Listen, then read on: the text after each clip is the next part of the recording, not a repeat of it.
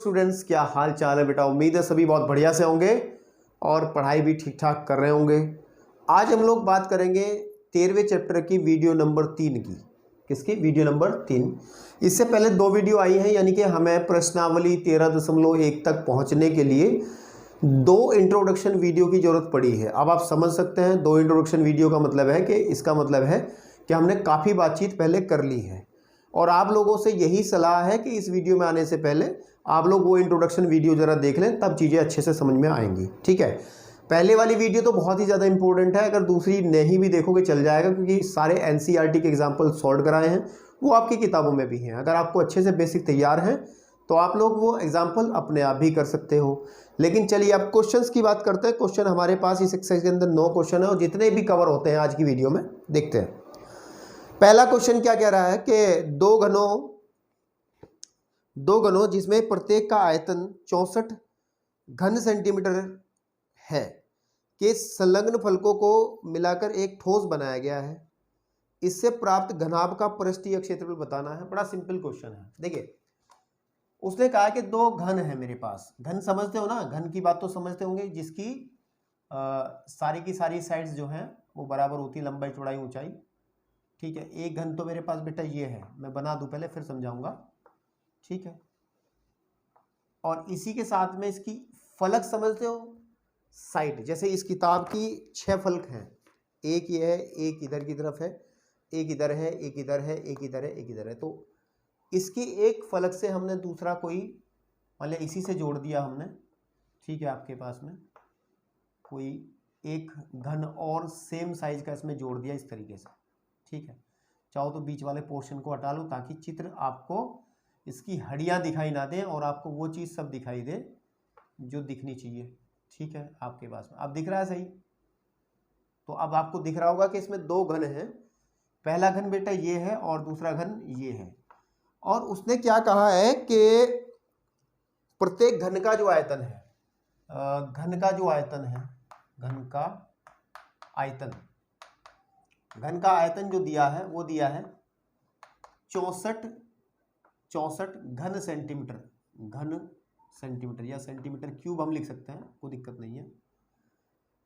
और ये पूछ रहा है कि जो ये पूरा का पूरा जो एक घनाभ बन गया, 2 घनों से मिलकर घनाभ बनता है, जो कि बन गया हमारे पास में, तो इस घनाभ का पृष्ठीय क्षेत्रफल ज्ञात करना है। अच्छा, घनाभ का पृष्ठीय क्षेत्रफल निकालने के लिए हमारा फॉर्मूला होता था, घनाभ का पृष्ठीय क्षेत्रफल अगर निकालना रहता तो फॉर्मूला होता था पहली वीडियो में 2 × LB + BH + KHL। पहली वीडियो में हम लोग बात की थी।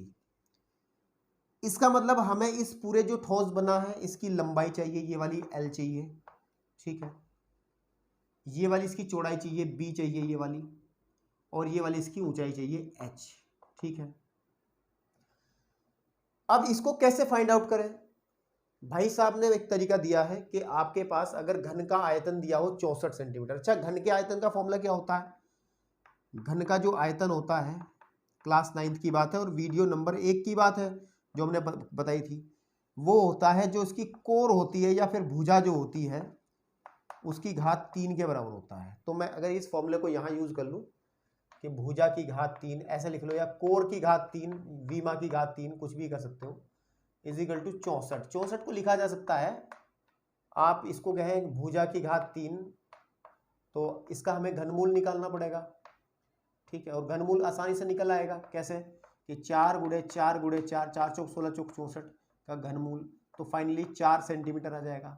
सीधी बात यह है कि इस डायग्राम में अगर थोड़ा ध्यान दिया जाए तो ये भी 4 हो जाएगी और ये वाली आपकी 4 हो जाएगी। ठीक है, आपके पास में, और ये जो है आपको पता है ये 4 होगी और ये भी 4 होगी, तो टोटल जो ये L है ये आपकी 8 हो जाएगी। समझ पा रहे हो? तो कहने की बात ये है, तो जो घन है हमारा, प्राप्त घनाभ है में हम कह सकते हैं कि जो L है वो तो आपके पास में 4 + 4 8 सेंटीमीटर हो जाएगी, जो B है वो 4 सेंटीमीटर ही रहेगी, और जो H है वो आपकी 4 सेंटीमीटर ही रहेगी। और आप लोग इस फॉर्मूले से अपना काम बना सकते हैं कि घनाभ का इसमें लिखा ही नहीं है, घनाभ का क्या था? घनाभ का पृष्ठीय क्षेत्रफल। तो चलो यहाँ लिख दे रहा हूँ मैं दोबारा से, घनाभ का पृष्ठीय अक्षेत्रफल, ठीक है। और दैट इज इक्वल टू होता है 2 इंटू LB वाला फॉर्मूला। LB का मतलब है 8 गुणे 4, ठीक है, 8 गुणे 4 प्लस 4 गुणे 4, ठीक है आपके पास में, और प्लस 4 गुणे 8, ठीक है।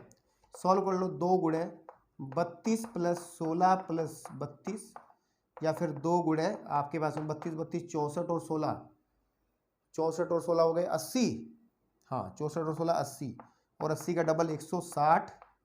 अब अक्षेत्रफल है तो वर्ग इकाई आएगा, वर्ग इकाई, या फिर वर्ग सेंटीमीटर में है तो हम लोग वर्ग सेंटीमीटर में आंसर देंगे। तो ये आपका पहला क्वेश्चन था, बड़ा आसान क्वेश्चन था, इसमें ज़्यादा कुछ दिमाग नहीं लगाना पड़ा है। आगे आने वाले क्वेश्चन में कुछ सोचना पड़ेगा थोड़ा सा। चलिए बढ़ते हैं दूसरे क्वेश्चन की तरफ, और दूसरा क्वेश्चन क्या कह रहा है। चलिए, जो दूसरा क्वेश्चन आपके पास में है बेटा, इसमें कहा गया है कि कोई बर्तन एक खोखले अर्धगोले के आकार का है। खोखले अर्धगोले के आकार का बर्तन इस तरीके से है, मैं एक अर्धगोला बना दे रहा हूं यहाँ, ठीक है, ये ऐसा दिख रहा है। चलिए ठीक है, आगे चलते हैं। जिसके ऊपर एक खोखला बेलन अध्यारोपित है, इसके ऊपर एक खोखला बेलन अध्यारोपित है, ऐसे करके एक बेलन अध्यारोपित का मतलब पूरा पूरा इसको कवर कर रहा, ओवरलैप कर रहा है इसमें, ठीक है, ऐसे करके, ठीक है बेटा, ओके।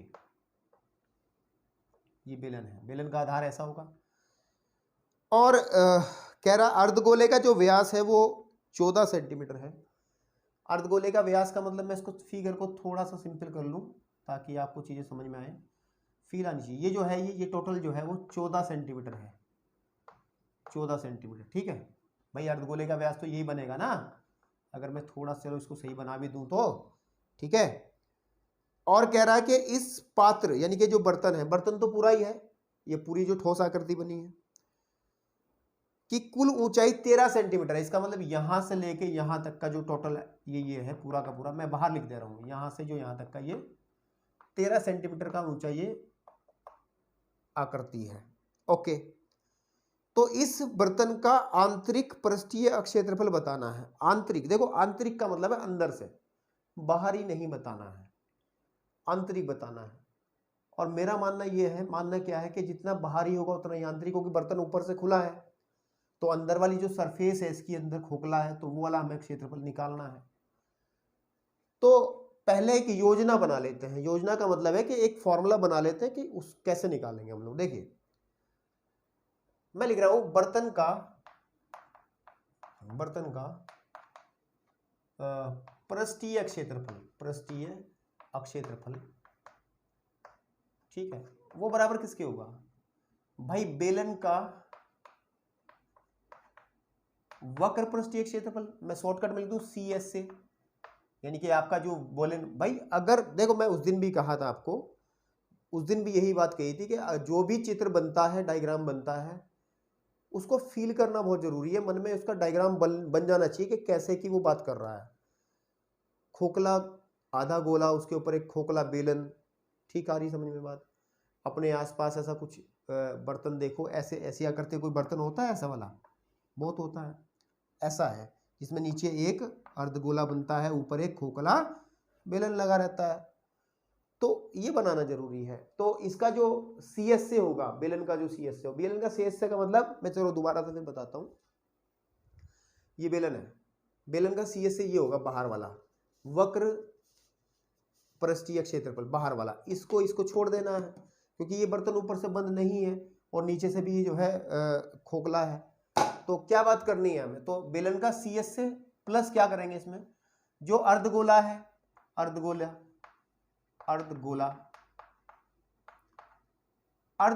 का भी हम लोग CS से ही ले लेंगे, CSA, तो काम बन जाएगा। तो ये एक फॉर्मूला बन गया जिससे हम लोग काम कर लेंगे, है ना, मिल करके। तो सबसे पहले इनको निकालने के लिए जो जो चीजें चाहिए उनको निकालिए। सबसे पहली बात तो ये समझिएगा कि बेलन के आधार की त्रिज्या निकालो। बेलन के आधार की त्रिज्या, क्योंकि इसकी जरूरत पड़ेगी हमें। क्यों पड़े, क्योंकि इसका CS से होता है 2πRh, ठीक है। और गोले की त्रिज्या तो निकल ही जाएगी क्योंकि 14 सेंटीमीटर व्यास दिया है। तो वो बनेगी हमारे पास में जितनी 14 सेंटीमीटर है इतनी त्रिज्या बनेगी। 14 व्यास है तो 14/2 या फिर कह सकते हैं 7 सेंटीमीटर की त्रिज्या बन जाएगी। उसके बाद में ये आर आ गया, R = 7 सेंटीमीटर। अब अगर हम बात करें बेलन की जो ऊंचाई है, बेलन की ऊंचाई है, और बेलन की ऊंचाई को हम लोग लिखते हैं h से, तो h जो होगी, देखो ध्यान से दो, वो होगी बर्तन की जो टोटल ऊंचाई है, बर्तन की जो कुल ऊंचाई है, समझ पा रहे हो, उसमें से हम लोग क्या करेंगे, ये वाला हिस्सा माइनस करेंगे। ये कितना होगा, देखो जितनी त्रिज्या ये उतनी ही है। आप ये कह सकते हैं कि अर्धगोले का, एक मिनट में रफ कर दूं जरा थोड़ा सा हिस्सा, क्या कह सकता हूं बेटा, कि जो अर्धगोला है, अर्धगोले की त्रिज्या, अर्धगोले की त्रिज्या, ठीक है। तो चलिए, इसका मतलब सीधी सीधी बात है, h बराबर होगा 13 - 7। भाई टोटल हमारे पास में 13 है, इसमें से ये वाली माइनस कर दो। भाई सीधी बात है, देखो ना, ये 7 है तो ये वाली माइनस करेंगे, ऊपर वाली निकल आएगी ना, और ऊपर वाली कितनी होगी, कितनी होगी, 13 - 7, 6 सेंटीमीटर, 6 सेंटीमीटर। तो बेटा ज्यादा अब कुछ बाकी नहीं है, अब उठाइए ऊपर को। तो बर्तन का, इसमें कहा आंतरिक, तो कोई बात नहीं, आप लोग भी ये शब्द इस्तेमाल कर सकते हैं, आंतरिक पृष्ठीय क्षेत्रफल, पृष्ठीय क्षेत्रफल बराबर होगा बेलन का CS से 2πRh, 2πRh प्लस अर्धगोले का CS से 2πr², ठीक है, रख लो वैल्यू, 2 × पाई की वैल्यू 22/7 रख लो, into R, what is R, R हमारी 7 है, ओके, प्लस H कितनी है, इंटू H 6 है, प्लस 2 × 22/7, और R² का मतलब है 7 का स्क्वायर, या इसको सॉल्व कर लो, यहाँ ले आओ साइड से, इस 7 से 7 कटेगा, और 44 × 6 प्लस आपके पास में आ जाएगा 7 से 1 घात कटेगी, 2 × 22 या फिर 44 × 7, ठीक है।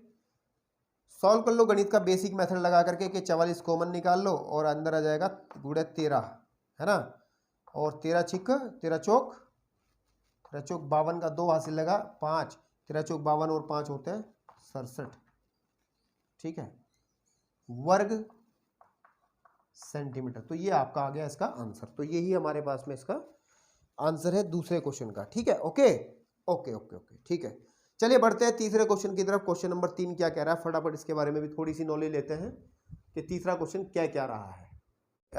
देखते हैं क्वेश्चन नंबर 3 क्या कह रहा है कि एक खिलौना 3.5 सेंटीमीटर वाले एक शंकु के आकार का है, त्रिज्या वाले, ठीक है, ओके, जो उसी त्रिज्या वाले एक अर्धगोले पर अध्यारोपित है। तो बात यह है, पिछली बार बेलन रखा था, इस बार नीचे की तरफ तो ले लो एक अर्धगोला, ठीक है, कटोरा ले लो ऐसे करके, ये अर्धगोला, इसके ऊपर एक शंकु बनाया गया है, ठीक है, और इस एक खिलौना, दोबारा पढ़ रहा हूँ भाई, ताकि चित्र बाद में बनाना चाहिए था, पहले पढ़ लेना चाहिए था, लेकिन एक्साइटमेंट में ऐसा हो गया, कोई बात नहीं। एक खिलौना त्रिज्या 3.5 सेंटीमीटर ऊंचा है वाले एक शंकु के आकार का है, ठीक है, जो कि उसी त्रिज्या वाले एक अर्धगोले पर अध्यारोपित है, ठीक है। इस खिलौने की संपूर्ण ऊंचाई 15.5 सेंटीमीटर है, ओके। इस खिलौने का संपूर्ण पृष्ठीय क्षेत्रफल ज्ञात करना है। तो भैया देखिए, उसने क्या कहा है कि जो आधार की त्रिज्या है, देखो शंकु के आधार की त्रिज्या, पहले वो चीज़ लिख ले जो हमें निकालना है, एक योजना बना लें, ठीक है, हमें इसका पृष्ठीय क्षेत्रफल निकालना है। तो पृष्ठीय क्षेत्रफल निकालने के लिए क्या करना पड़ेगा, देखो हमारे पास खिलौने का, मैं लिख रहा हूँ, खिलौने का पृष्ठीय क्षेत्रफल जो रहेगा दैट इज इक्वल टू किसके बराबर रहेगा, वो रहेगा इस शंकु का CS से, शंकु का CS से, प्लस इस अर्धगोले का CS से, अर्धगोले का CS से, और शंकु का CS से जो होता है, शंकु का CS से that is equal to πRL, ठीक है, ओके। और अर्धगोले का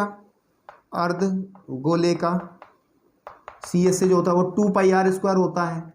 तो हमारे पास क्या चीज़ है क्या चीज़ नहीं है उसको जानना जरूरी है। अच्छा, इसके अंदर उसने कहा है कि देखो एक खिलौना त्रिज्या 3.5 सेंटीमीटर वाले एक, यानी कि इसकी जो त्रिज्या है मेरे बेटे, ये वाली जो त्रिज्या यहाँ से यहाँ तक की है ये हम उसने दे दी, और वो दी गई है कितनी, वो दी गई है 3.5। तो इसका मतलब सीधी सीधी बात है बेटा कि हमें आर की जो वैल्यू है वो 3.5 सेंटीमीटर में दे दी। एक खाना हमारा टिक हो गया, यानी कि ये हमें पता है। ओके,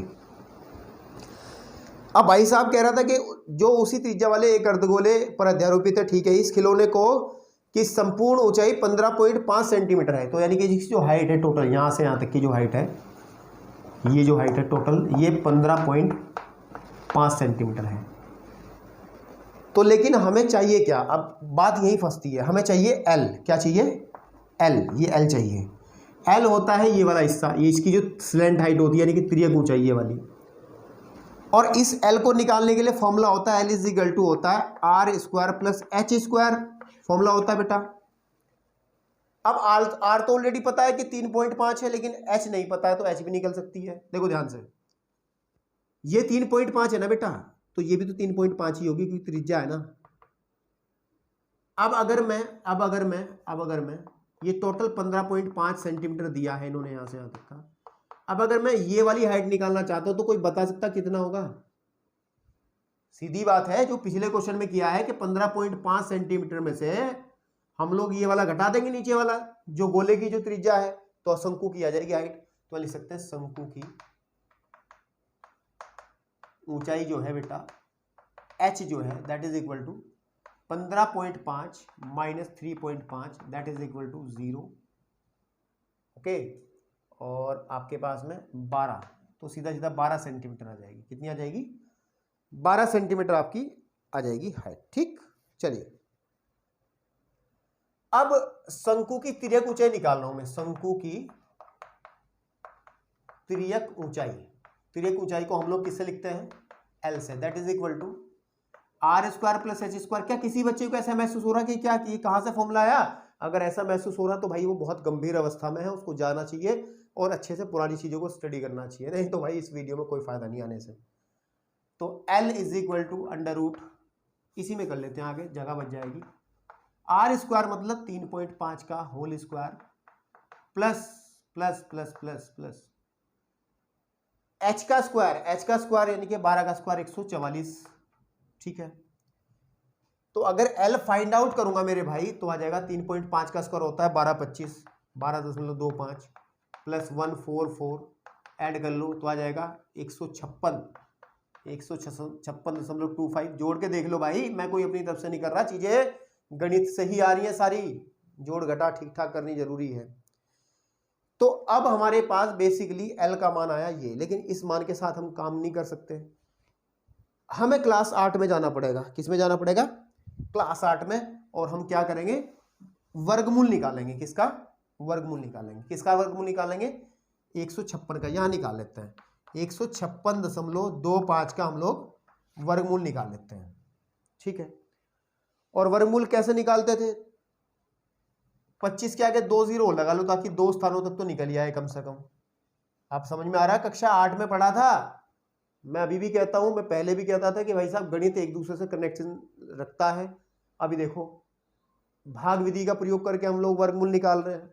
ये आपने कभी सोचा था? कुछ लोग तो छोड़ के आगे थे वहां कि छोड़ो यार भाग विधि, वर्गमूल तो हम ऐसे ही निकाल लेंगे तुक्के से ही, लेकिन यहाँ पे भाग विधि का इस्तेमाल आया। तो चलिए भाग विधि से करते हैं, क्योंकि गुणनखंड विधि काम में नहीं आएगी यहाँ पे। तो चलिए, तो कैसे करते हैं देखिए, जोड़े बनाते हैं। इधर से 2 बने, 2 ये जोड़े बने और 156, तो मुझे लग रहा है कि ये चलेगा 144, 12 बार चलेगा, 12 बार चलेगा और 144 आ जाएगा।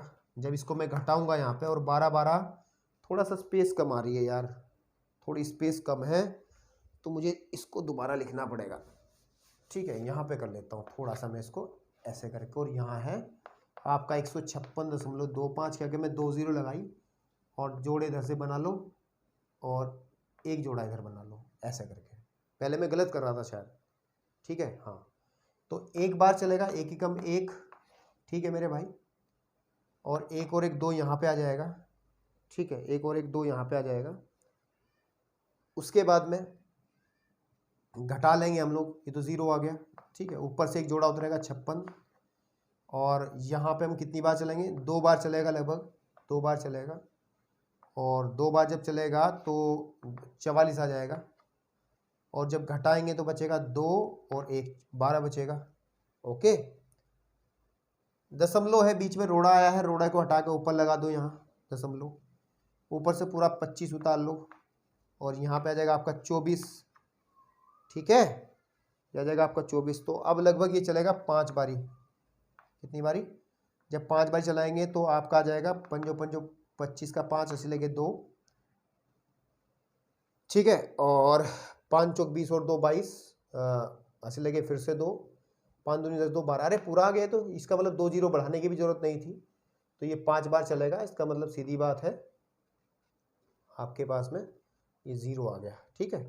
अब करने की कुछ जरूरत नहीं है, इसका मतलब इसकी जो वैल्यू है वो आ जाएगी 12.5, कितनी आ जाएगी, 12.5 सेंटीमीटर। तो जो L है हमारी डस्टर कहाँ गया यार, L है हमारी, वो 12.5 निकल करके आ जाएगी, ठीक है। रफ कर दूं इसको नीचे वाले, इस वाले पोर्शन को, ओके। अब जब ये 12.5 निकल करके आ गई और हमें निकालना है ये वाली चीज, तो अब उठा लो खिलौने का पृष्ठीय क्षेत्रफल बराबर शंकु का CS से होता है पाई RL प्लस अर्धगोले का 2 पाई R स्क्वायर, ओके। तो पाई की वैल्यू 22/7 गुणे R कितना है 3.5, L कितना निकाला 12.5 प्लस 2 गुणे 22/7, और R आपके पास में आ जाएगा 3.5 गुणे 3.5। थोड़ा तेज चल रहा है, तेज कुछ नहीं है क्योंकि चीज़ें सारी पता है, सिर्फ कैलकुलेशन हमें करनी है और ज़्यादा कुछ नहीं इसमें करना, ठीक है। अब इसको आप कैसे कैलकुलेट करो वो आपके ऊपर डिपेंड करता है। जैसे मैं 7 से काटूंगा, 7 5 35, 0.5, और ये भी 0.5, 0.5, तो आ जाएगा कॉमन क्या निकल रहा है 22। देखो मैं एक बार लिखता हूँ, 22 गुणे 0.5 गुणे 12.5 प्लस 2 गुणे 22 गुणे 0.5 और गुणे 3.5। तो देखो कॉमन निकल रही है चीज इसमें से, ये निकल रही है, तो यानी कि 22 गुणे 0.5 अंदर बचेगा आपका 12.5 प्लस 35 दूनी 7 होते हैं, ये आ जाएगा आपका, इसकी भी गुणा कर लो, 5 दूनी 10, 0 5 दूनी 10 और 1 11, और ठीक है, और 1 के बाद दशमलव तो 11 आ जाएगा, 11 गुणे और ये ऐड होके आ जाएगा 19.5। अब 19.5 की गुणा कर लो, 11 पंजे 55 का 5 हासिल लगे 5, और 11 में 99 और 5 होते हैं 104 का 4 हासिल लगे 10, 11 के हम 11 और 10 होते हैं 11 और 10 होते हैं 121, है ना, और 0.1 के बाद तो 114.5 वर्ग सेंटीमीटर जो है इसका आंसर होगा, 114.5 वर्ग सेंटीमीटर, ठीक है। चलिए अब हम लोग बढ़ते हैं अपने नेक्स्ट क्वेश्चन की तरफ, और जो कि क्वेश्चन नंबर है 4। कौन सा क्वेश्चन है भैया, 4। देखिए क्वेश्चन नंबर 4 क्या कह रहा है कि भुजा 7 सेंटीमीटर वाले एक घनाकार ब्लॉक, हमारे पास एक घनाकार ब्लॉक है, के ऊपर एक अर्धगोला रखा गया है, अर्धगोले का अधिकतम व्यास क्या हो सकता है, अभी बताते हैं। तो इस प्रकार बनेगी ठोस का पृष्ठीय क्षेत्रफल ज्ञात कीजिए।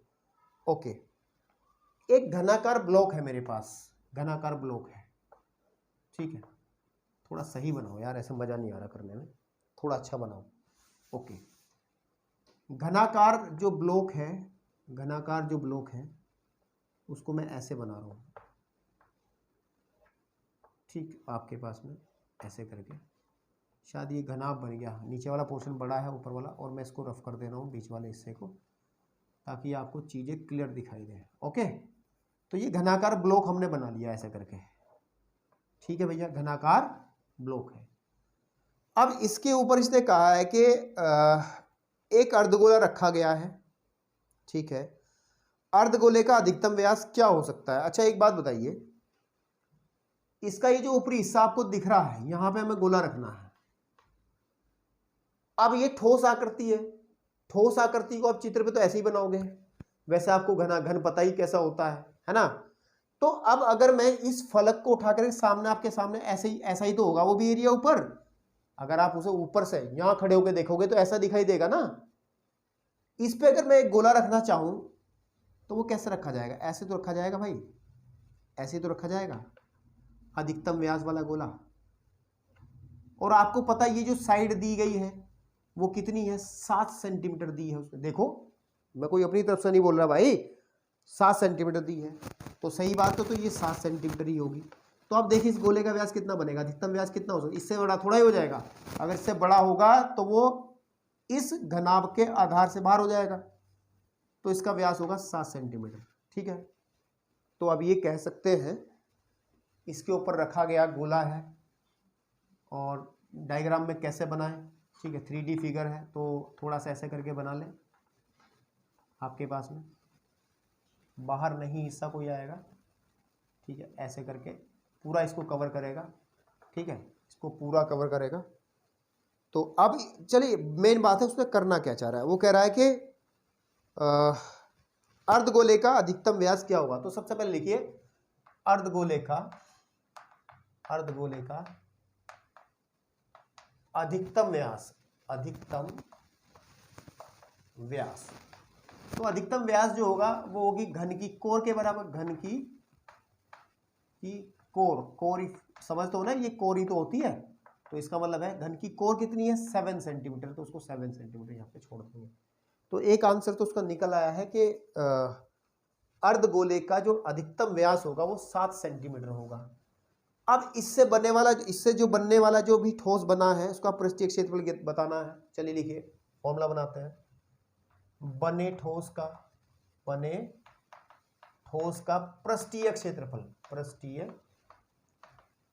क्षेत्रफल। देखिए ध्यान से, बड़ा सिंपल है।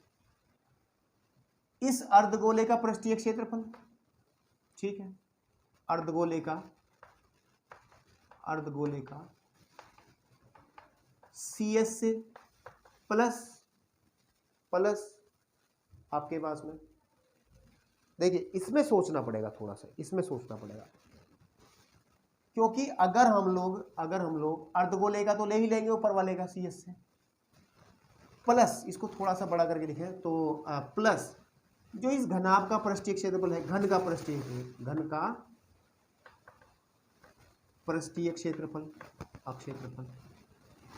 क्या बात बन पाएगी इतने से? नहीं बन पाएगी, क्योंकि देखिए सिंपल सी बात है, इस घन के ऊपर गोला रखा गया है तो गोले का जो हिस्सा है, समझ पा रहे हो आप भाई?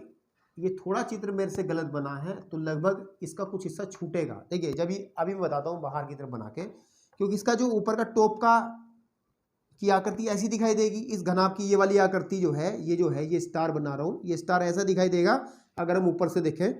तो इसमें हमारे पास जब इस पर एक गोला रखा जाएगा तो इतना हिस्सा कवर करेगा, नहीं करेगा? देखो इतना करेगा, तो उसमें कुछ पार्ट ये बचेगा, ये नहीं बचेगा, तो ये कैसे निकलेगा?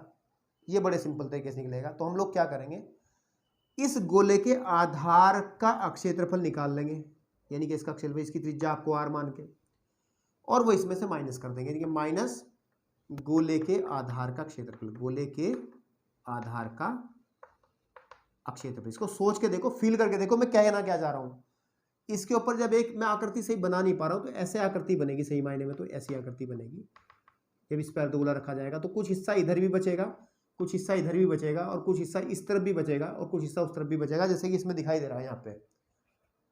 तो अगर इसका पूरे का पृष्ठीय क्षेत्रफल निकालेंगे तो कैसे? इस गोले का पृष्ठीय क्षेत्रफल प्लस इस पूरे घनाभ का पृष्ठीय क्षेत्रफल। लेकिन इस गोले और इस घन में कुछ चीज कॉमन है जो छुप गई है, जो आपको नहीं दिखाई देगी, वो है हिस्सा ये वाला अंदर वाला, तो उसको माइनस करना पड़ेगा। तो हमने गोले के आधार का क्षेत्रफल जो है वो माइनस कर दिया है। समझ पा रहे हो, नहीं समझ पा रहे हो? अब जो है सिर्फ आपको चीजें इसके अंदर रखनी है और कैलकुलेशन करनी है। ठीक है, चलिए देखो, अब जब गोले का अधिकतम व्यास हमारा 7 सेंटीमीटर थी तो गोले की त्रिज्या कितनी हो जाएगी? गोले की त्रिज्या यहां से, गोले की त्रिज्या कितनी हो जाएगी भैया? r जो है दैट इज इक्वल टू 7/2, है ना, सेंटीमीटर। तो अब इस फॉर्मूले में चीजें रखते हैं। अर्धगोले का सी एस से कितना होता है 2πr² प्लस घन का होता है 6 इंटू भुजा का वर्ग, भुजा का या कोर का वर्ग, कोर का वर्ग, कोर समझते हो ना, ये इसकी कोर है, या भुजा कह लो या फिर इसकी विमा कह लो, बात एक ही है, माइनस गोले के आधार का क्षेत्रफल πr²। तो अब देखो ये तो दोनों चीजें सेम है, तो यानी कि πr² प्लस 6 इंटू कोर का क्षेत्रफल, कोर का वर्ग, ठीक है। तो रखिए पाई तो 22/7 है मेरे भाई, गुण है। आर की वैल्यू कितनी है, आर की वैल्यू हम लोग निकालेंगे, निकाली देखो उधर रखिए, आर की वैल्यू 7/2 का होल स्क्वायर प्लस 6 इंटू कोर कितनी थी, 7 थी ना ये वाली 7, तो 7 का स्क्वायर, तो ये आ जाएगा हमारे पास। अगर सॉल्व करें इसको तो 22/7 गुणे 7/4 प्लस 6 इंटू 49, और 7 से एक पावर कट जाएगी और ये जगह 2 से कटेगा, तो हमारे पास 11 बार, तो फाइनली आ जाएगा 1177 प्लस और 6 निम 54 का 4 हासिल लगे 5 और 6 चौक 24 और 5 होते हैं, 24 और 5, ठीक है 29। तो इसको अगर मैं काट लूँ तो ये भी कितना आ जाएगा मेरे पास में, 3 दूनी 6, 2 तिया 6, 2 अठे 16.5 है ना। तो फाइनली आ जाएगा, इन दोनों को ऐड कर लो, इन दोनों का 294 और 38.5 को जोड़ लो, तो मेरे पास आ जाएगा 5, यहाँ दशमलव आ जाएगा 2 और 29, और ये हो गया हमारे पास में 33, 332.5 वर्ग सेंटीमीटर जो है इसका आंसर है। चेक कर लो इसका पीछे, थोड़ा सा मेरे को कैलकुलेशन करते समय डाउट सा हुआ था, लेकिन मैं इसको कैलकुलेट करके देख लेता हूँ। 332.5 बिल्कुल सही है, हम लोगों ने फ्लो में बढ़िया काम कर दिया, कोई दिक्कत नहीं है। अब बढ़ते हैं क्वेश्चन नंबर 5 की तरफ, जो कि हमारे पास इस एक्सरसाइज के आधे हिस्से में हम लोग आ चुके हैं, बढ़ेंगे फिर आगे की तरफ और भी। चलिए भैया देखो क्वेश्चन नंबर 5 क्या कह रहा है, एक घनाकार ब्लॉक के एक फलक को अंदर की ओर से काटकर अर्धगोला गड्ढा इस प्रकार बनाया गया है कि अर्धगोले का व्यास घन के एक किनारे के बराबर है। ओके, शेष बचे ठोस का पृष्ठीय क्षेत्रफल बताना है। देखिए क्या कहा है, कोई नंबर नहीं दिया, कुछ नहीं, एक मेरे पास घन है, ठीक है, क्या है, घन है, और घन को इधर की तरफ ही बनाते हैं ताकि उधर दिखने में दिक्कत ना हो। तो ये घन है, ठीक है बेटा, इसको मैं रफ कर दे रहा हूँ ताकि अच्छी से लगे फिगर। मुझे इसे रफ करने में बहुत मज़ा आता है, क्योंकि लगता है कि अगर कोई देखे तो यार कितना बढ़िया बना रखा, लेकिन बनाने का तरीका जो था वो पहले से ही था। आप भी पेंसिल से बना सकते हैं भाई, पेंसिल से बनाएं, इरेजर से रफ करें, तब अच्छा लगेगा। ओके, इसके अंदर क्या किया है, इसके अंदर बेसिकली इसके अंदर इन्होंने किया है कि अंदर धसा के एक अर्धगोला टाइप एक गड्ढा बनाया है। कहा ना इन्होंने, एक घनाकार ब्लॉक में एक फलक को अंदर की ओर काट कर एक अर्धगोलाकार गड्ढा इस प्रकार बनाया कि अर्धगोले का व्यास घन की एक किनारे के बराबर है, ठीक है। ओके, तो अगर मैं थोड़ा सा डायग्राम सही बनाऊं, अगर ये आप सामने से देखें तो आप ऐसा देखेंगे इसको, इसका जो डायग्राम सही आएगा सामने से देखने पे, तो इसमें हमें ऐसा एक गड्ढा बनाया है इसने, ऐसे करके ऐसे, इसका जो व्यास है वो उसकी कोर के बराबर है, ठीक है। अब इन्होंने कहा नहीं है कि इसकी कोर कितनी है, क्या है, कहा है इन्होंने कुछ, शेष बचे एक किनारे के बराबर, किनारे की लंबाई इन्होंने दी नहीं है, तो सपोज कर लो इस किनारे की लंबाई a है, हम लोग a में ही बात करते हैं, देखेंगे पीछे क्या आंसर दिया है, बाद में बात करेंगे।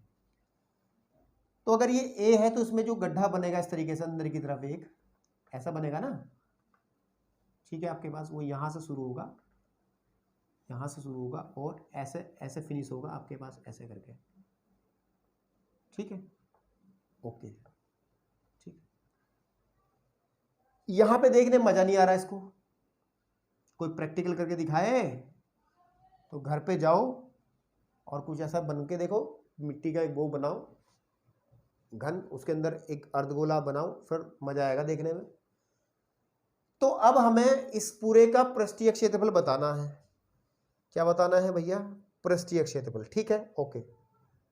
तो यहां लिखता हूं मैं, देखिए शेष भाग का, मैं एक फॉर्मूला बनाता हूं फिर आगे चलूंगा। शेष भाग का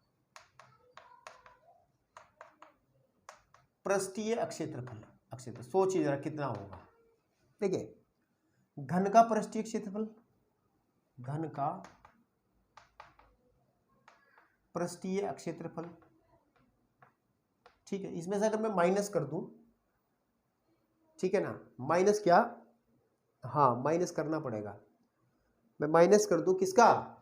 इस अर्धगोले का पृष्ठीय क्षेत्रफल। किसका?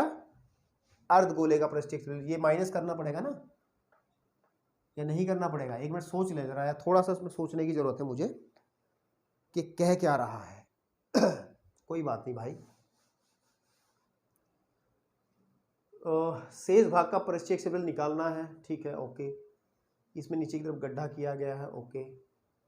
तो उसका जो पृष्ठीय क्षेत्रफल होगा, तो इसका जो हाँ ठीक है, ओके। देखिए घन का पृष्ठीय क्षेत्रफल में जोड़ना पड़ेगा। ये जो आपके पास ये गड्ढा है ना, ये क्षेत्रफल तो खाली ही रहेगा ना अंदर से, तो हम लोग अर्धगोले का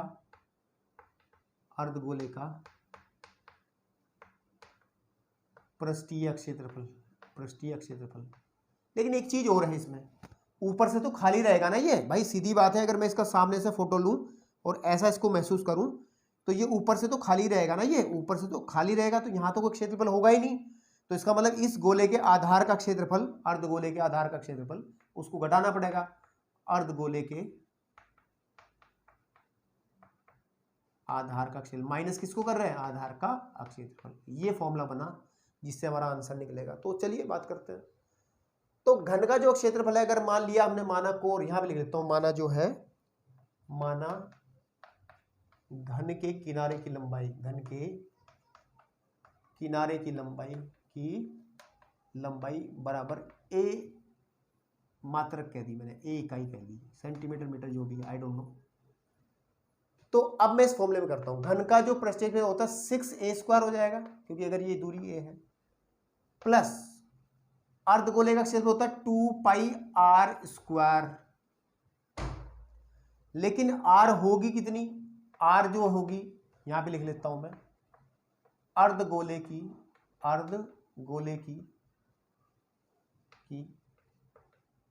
त्रिज्या जो होगी, उसने कहा है कि इसका जो व्यास है ना, इसका जो व्यास है वो इसकी भुजा के बराबर है। तो व्यास का आधा जो है त्रिज्या बनेगी, इकाई a/2। तो हम लोग यहां लिख देंगे, इसकी जगह लिखेंगे r की जगह माइनस πr², यही तो बनेगा। तो सही कर लो उसको, 6a² प्लस के πr² ही हो जाएगा, कहने की बात है। तो 6a² है ही है, प्लस पाई, तो पाई रखो अभी, जब कैलकुलेशन कुछ है ही नहीं, और इसलिए a/2 का होल स्क्वायर। इसको हटा लेते हैं यहाँ से, फिर आगे चलते हैं, देखते हैं भाई पीछे क्या आंसर है, बात बनी भी है या नहीं बनी है, नहीं तो दोबारा करेंगे, कोई दिक्कत नहीं, हम लोग हैं ये भी यहीं।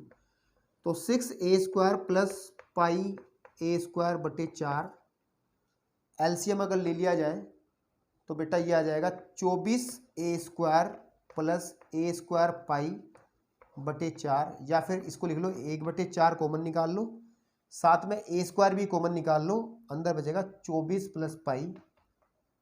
इसके आगे कुछ कर सकते हैं? नहीं, वर्ग इकाई। जरा चेक कर लो पीछे क्या दिया है, चेक कर लो पीछे क्या दिया है, फिर उस हिसाब से बात करेंगे। इन्होंने दिया 1/4 l²। अच्छा हाँ, कोई बात नहीं यार, हमने a मान लिया, उसने l मान लिया, इससे कोई फर्क नहीं पड़ेगा। हम लोग a मान के चले, तो भाई उसने कहा थोड़ा ही था l मानना है, तो हमने अपनी तरफ से जो हमारा मन किया वो मान लिया। तो ओके, आंसर बिल्कुल ठीक है हमारा, 24 प्लस पाई है या पाई प्लस 24, बात एक ही है। तो ये 5 क्वेश्चन इसके कवर हो चुके हैं। चलते हैं अब नेक्स्ट क्वेश्चन की तरफ, क्वेश्चन नंबर 6 की तरफ।